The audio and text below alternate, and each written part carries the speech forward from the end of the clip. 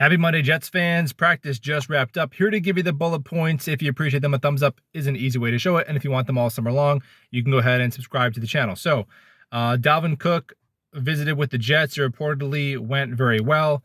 The Jets are working on the finer details of a contract per Rich Cimini, and he's mulling his options per Connor Hughes. So it kind of seems like Jets or Dolphins at this point.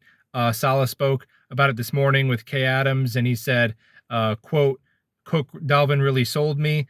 I'll be happy for him wherever he lands. So just kind of a coach speak answer there. In terms of injuries, Corey Davis was back at the working off to the side, but he wasn't participating in teams coming back from an illness. So he must have been pretty sick. This is going on a week.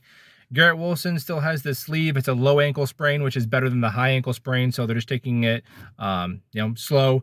If the Jets had a game next Sunday, he'd probably be able to play. So not super worried about that. Dwayne Brown and Breece Hall do remain on the PUP list, although Saleh said yesterday he indicated Breece is probably be practicing within a couple of weeks, and all indications seem to say that he will be active week 1 unless there's some sort of a setback with Hall. John Franklin Myers, defensive lineman, was back with a groin injury he had been dealing with the past couple of days. The offensive line today, the first team, AVT and Lakin, like always. Turner and Mitchell getting most of the reps at tackle. Turner at left, Mitchell mostly at right, although they're shuffling guys all around. Wes Schweitzer did take first team reps at center today for the first time as far as I'm concerned. It does seem like there is a 3-man competition at center. A lot of bad snaps from Schweitzer today, which kind of made the offense a little bit clunky. Turner just getting beat like a drum by Carl Lawson. 3 sacks given up to Carl Lawson by Billy Turner. He's really a backup right guard, right tackle. It's just not fair to ask him to block starting defensive linemen, especially the one on the Jets. But I'll say this. Look, I'm not at practice, so if you guys are there and you see something different, feel free to let me know. But it seems like a lot of the mishaps on the Jets offensive line, almost all camp, none of them are attached to Max Mitchell. With offensive linemen, the less you hear their name, the better. I think Max has had a really good camp, so definitely optimistic there.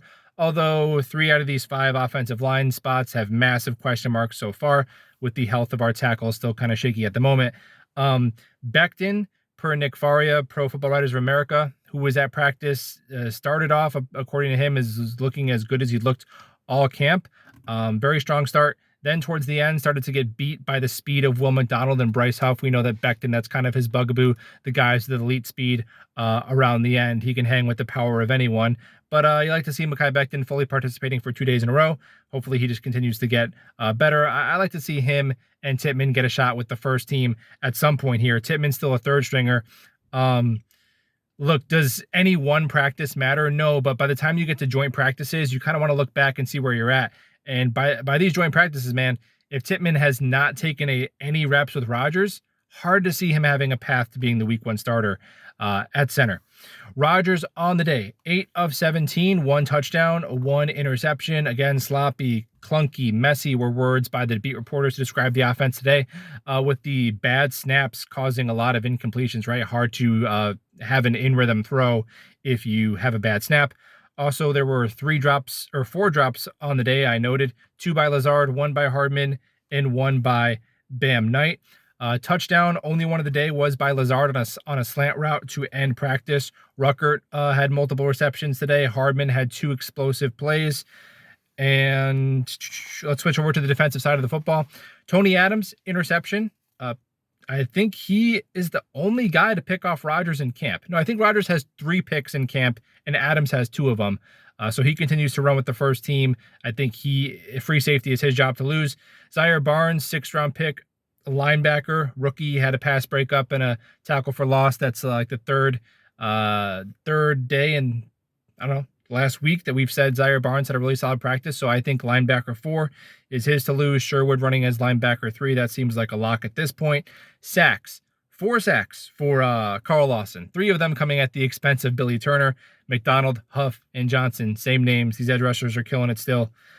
And a special teams note, Mecole Hardman getting the vast majority of the punt return, kick return duty. I think as the Jets realize they're going to go with Brownlee at wide receiver 6. That'll definitely make Hardman the favorite for return duty. The Jets also released their unofficial first depth chart of the season. If you want to take a peek through it, you can click that video down below, and we'll talk about tomorrow.